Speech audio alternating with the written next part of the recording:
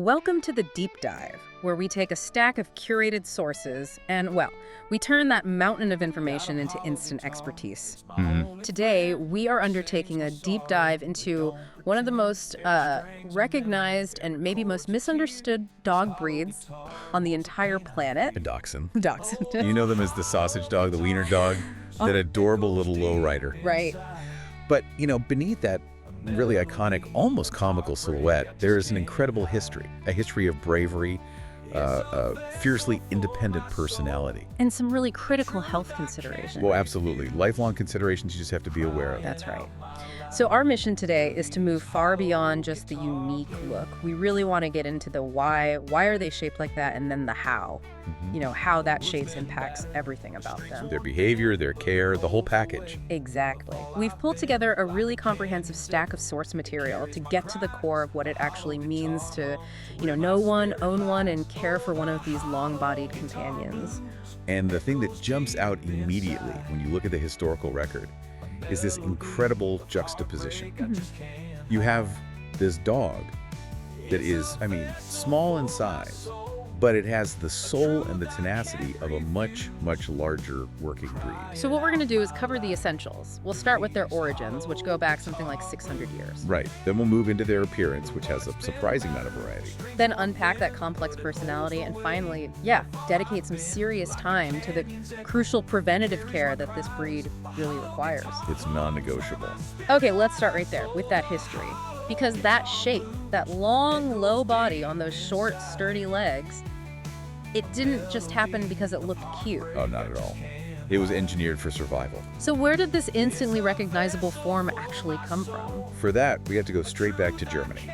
The breed originated there over 6 centuries ago.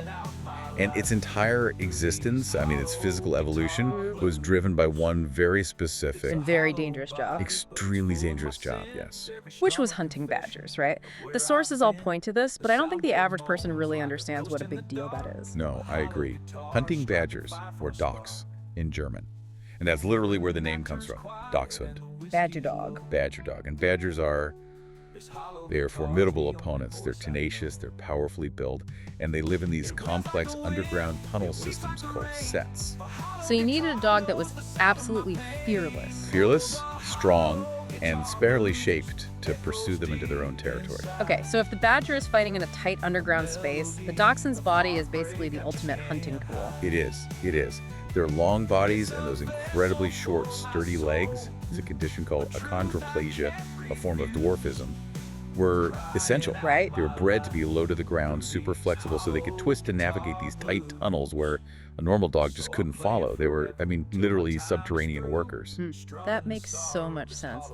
And the deep chest, which is another one of those defining features, that wasn't just for looks either, was it? No, not at all. It relates directly to their ability to work underground. How so? Well, a deep chest accommodates a much larger heart and bigger lungs. So when you're in a high-intensity fight, deep underground. Oxygen is everything. Oxygen is everything. That deep chest was absolutely vital for endurance, for combat, for just surviving down there. Wow. And the sources also mention a behavioral trait that was critical for the hunter up top on the surface. Their bark. Their loud, vocal nature. Yes.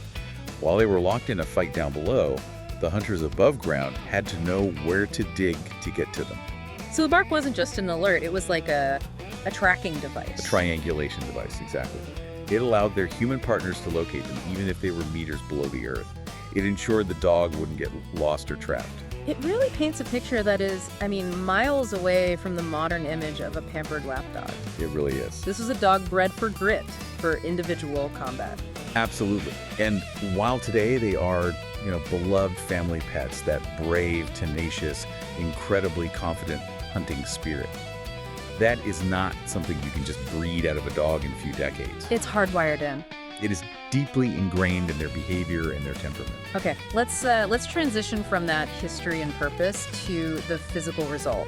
What we see today, after 6 centuries of that breeding, we all know the shape, but let's look closer at the details and the surprising variety.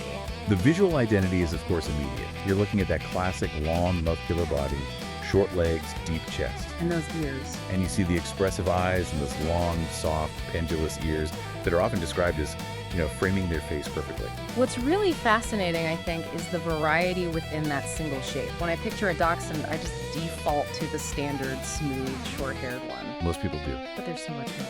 That's right.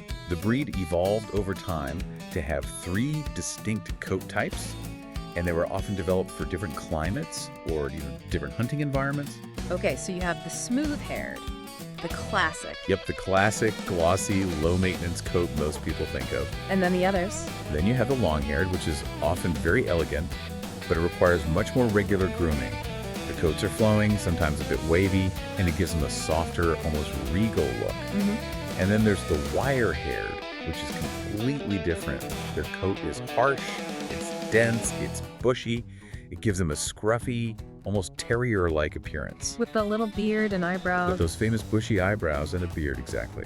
That's a huge range of grooming needs packed into just one breed. And then you get to the colors. Oh, the color palette is incredibly wide-ranging. It goes Yeah. way beyond just the common black and tan. Right? You find solid colors like red, which can be anything from a deep mahogany to a lighter tan. Yeah. There are also chocolates and creams. But what really captures attention are the patterns. Can you clarify those for us? Because dapple and piebald, they sound like very technical terms. Sure. Dapple is basically the canine version of merle. It gives them that striking spotted or mottled look, so you have lighter patches over a darker base coat. Okay. Piebald, on the other hand, is characterized by large, clearly defined patches of white or unpigmented fur against a base color. So they really add to the visual charm. They absolutely do. It just shows the genetic diversity in the breed. So we have a dog with an ancient job, a unique body, and a ton of variety in how they look. Now let's get into their personality, which, as you said, is huge. It's huge. And it's probably the defining characteristic for owners. They form these incredibly strong bonds with their human families. And they love being the center of attention. They genuinely adore it, whether it's, performing tricks or just demanding cuddles on the sofa. And owners consistently highlight traits that seem to almost contradict their size. They're described as brave, bold. A direct inheritance from their badger hunting days. Right, and also playful, energetic, and just immensely affectionate with their favorite people. That affection is definitely the reward. But we have to look at the flip side of that, courage and independence. This is where the training challenges come in. This is exactly it. They are widely described as strong-willed and often stubborn. They are not natural pleasers in the same way, say, a Labrador might be. So that independent streak, the thing that let them make life or death decisions on their own 600 years ago, that translates into being a little difficult to manage in the living room today. It really does. It shows up in selective hearing, for one. If they decide sniffing out a particular scent is more important than your recall command, well, The scent is going to win. the scent wins. It also manifests in their tenacity for things like digging. You gave them a job, get underground, and now, centuries later, they still have that drive.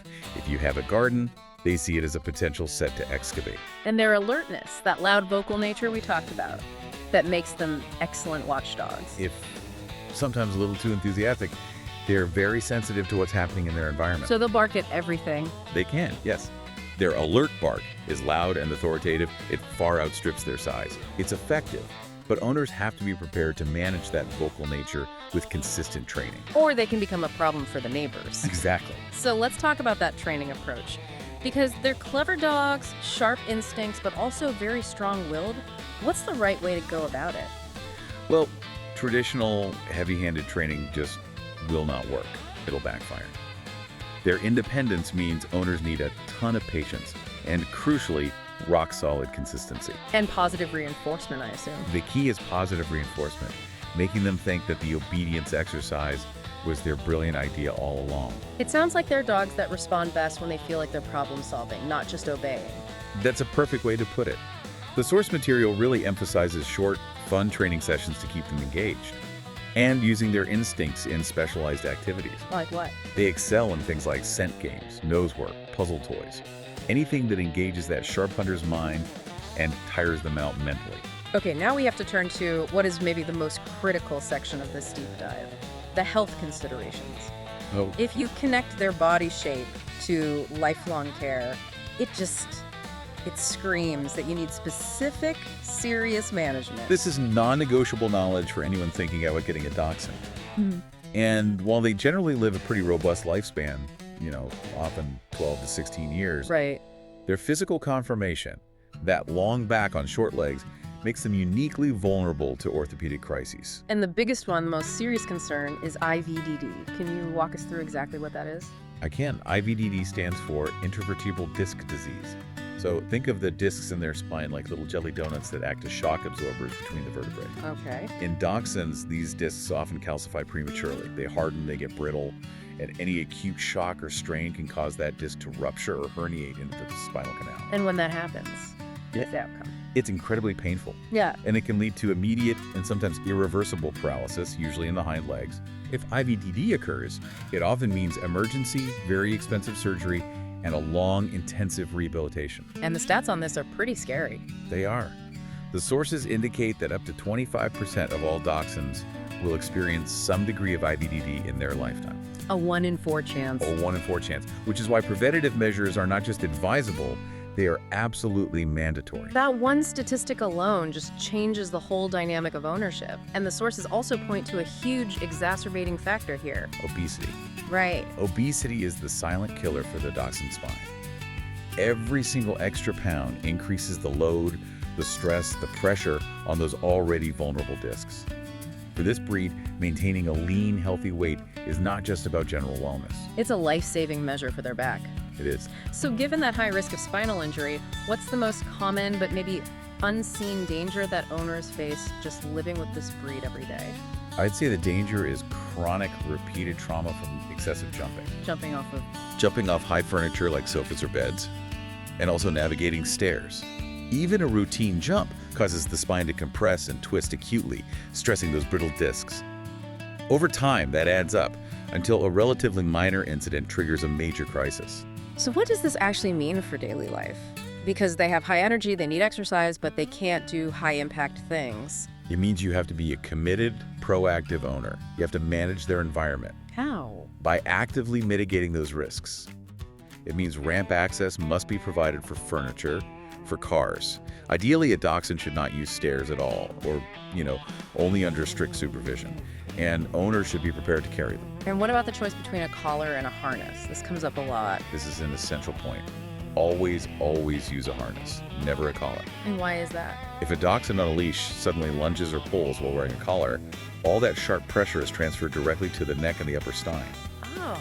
A well-fitted harness distributes that pressure across the chest and the shoulders, safely away from that crucial spinal region. That is just... it's critical knowledge for anyone even considering bringing this breed into their lives. They need a very specific, managed environment. It has to be designed to protect their back and ensure that their potentially long life is a comfortable one. So a committed owner has to become proactive about spine protection. Make sure they get the right kind of exercise. Right.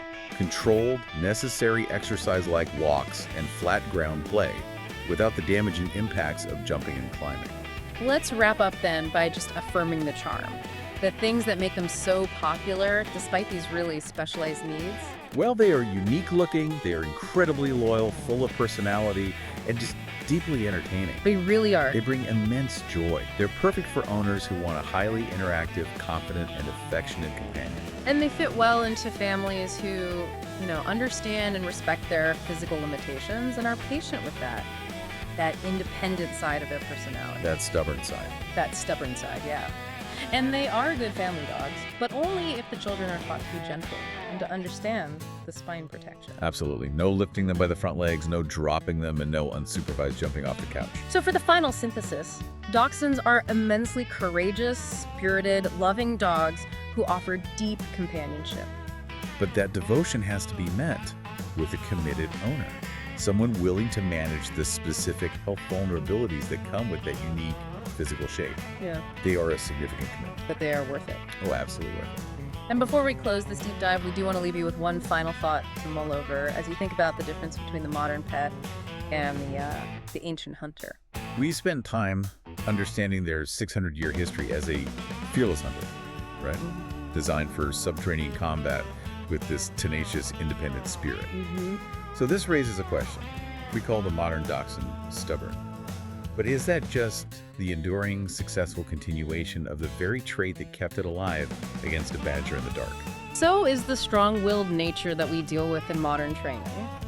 Is it just the successful continuation of that ancient hunting spirit manifesting itself because the dog believes its own instincts are superior to yours? Something to think about the next time your wiener dog ignores your command in favor of digging a hole in the wall. That's the end of our deep dive into the Dachshund. We'll catch you next time for more essential knowledge